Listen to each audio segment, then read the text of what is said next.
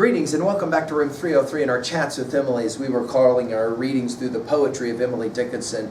We are in the Johnson edition and we turn now to poem 424, Removed from Accident of Loss. Now, it is true that the poem has given rise to speculation about what stands behind it. Judith Farr, the great scholar, will actually reference this poem as being similar to poem 299, the relationship, dare we call it the love triangle, between Emily, Sue, and her brother Austin. But in 299, the reference to time when Austin had won Sue for her own, this poem now will reference an earlier period when Austin was maybe unaware to some degree that he could win Sue's rich personality. The scholar David Priest has pointed out that really this is a poem of two sentences. The first ending at marked his at line 8, we'll get there in a second, and the second being the rest of the poem. In the two sentences, now I'm quoting Priest, in the two sentences Emily says, quote, in effect, "As it will never happen in my simple, unromantic life that the accident of my losing Sue will change to the accident of my gaining her.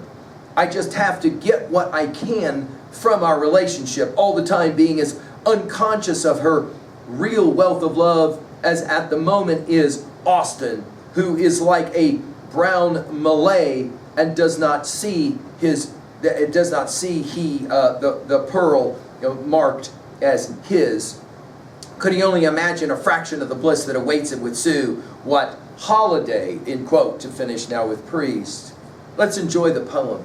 "Removed from accident of loss by accident of gain, befalling not my simple days, myself had just to earn, of riches as unconscious as is the brown Malay of pearls in eastern waters marked his. What holiday would stir his slow conception had he the power to dream that but the dower's fraction awaited even him?" I really like the way Judith Farr talks about this poem, and so I'll read a passage from her text specifically about this.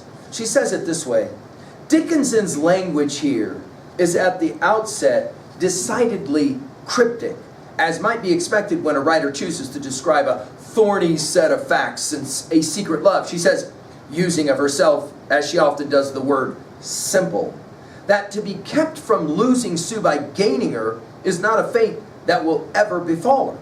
Her days are too simple, that is, they are insufficiently romantic, masculine, for that to happen. So she has to earn what she gets from Sue, and sometimes possibly because she craves more. She is as unconscious of her riches as is the brown Malay. The Malay, Austin, fails to see the pearls, and the pearl marked his, or that she waits to be taken from eastern waters, the sea of passionate love that ends in marriage. He would be thrilled, if he had the power to dream, to imagine that anyone even slightly like Sue were awaiting him. But his is a slow conception," obviously ridiculing her brother Austin, right? "Because some of its diction is drawn from the world usually associated with men, law, mathematics, and economics, accident of loss, gain, fraction, earn. This emotional poem about rivalry, wherein she chafes at her limitations in love, has a rather hard edge. It implies the restlessness Dickinson's speaker experiences in the Sue cycle as a whole, and the pearl sequence in particular, because she must confront a painful and enduring reality." As we look now at the language of the poem, again, notice the power of the language of accident, removed from accident of loss by accident of gain, befalling not my simple days, myself had just to earn, again, the economics language of riches as unconscious. And then she'll make the reference, of course, of the Malaysian who deep dives for pearls. We've seen this in other poems of hers. In eastern waters marked his. What holiday would stir his slow conception? I think it's significant that slow conception is the way that Emily thinks of her brother Austin. He does not understand what it is he has. Obviously, the referencing to the pearl of great price is a part of this poem, no doubt. Had the power to dream that but the dower's fraction, again back to the mathematics language, the economics language, awaited even him.